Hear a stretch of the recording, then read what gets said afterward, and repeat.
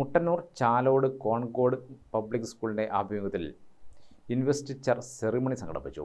Crime branch police superintendent Prajeesh തോട്ടത്തിൽ മുഖ്യാതിഥിയായി. കുട്ടികളുടെ വിവിധ കലാപരിപാടികളും അരങ്ങേറി. ഈ പോലീസ് സേവനത്തിനിടയിൽ SI ആയിട്ടാണ് ആദ്യമായിട്ട് പോലീസിൽ വന്നത്. ആ നിലയിൽ നിന്ന് SP ആയിട്ട് ഇപ്പോഴും നിൽക്കുന്നത്.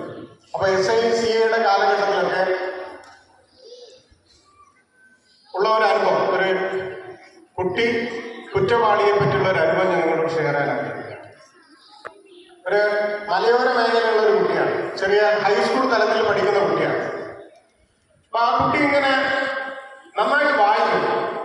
ആ വായന പക്ഷെ ഒരു മറ്റൊരു തലത്തിലേക്ക് ആയിപ്പോയി എന്നുള്ളതാണ്. അപ്പൊ വായിച്ച് ക്രൈംസും മറ്റൊക്കെ രീതിയിലുള്ള സ്റ്റോറീസാണ് കുട്ടി വായിച്ചുകൊടുക്കുന്നത്. അങ്ങനെ ആ ഓരോ സ്റ്റോറികളൊക്കെ വായിക്കുമ്പോൾ കുട്ടി അതിനോട് കൂടുതൽ ആസക്തി കാണിച്ച് കൂടുതൽ അത്തരം കാര്യങ്ങളൊക്കെ പഠിക്കാനും വായിക്കാനൊക്കെ ഈ വായന പിന്നീട് ആ കുട്ടിയെ അത്തരം കാര്യങ്ങൾ ചെയ്യാനുള്ള പ്രേരണയിലേക്കാണ് പോകുന്നത്. അപ്പോൾ വായന എന്നതൊരു പ്രധാനപ്പെട്ട ഒരു കാര്യം. അപ്പോൾ വായിക്കുന്നത് എന്ത് സെലക്ട് ചെയ്യണം എന്നത് അതിനേക്കാൾ പ്രധാനപ്പെട്ട ഒരു കാര്യമാണ്.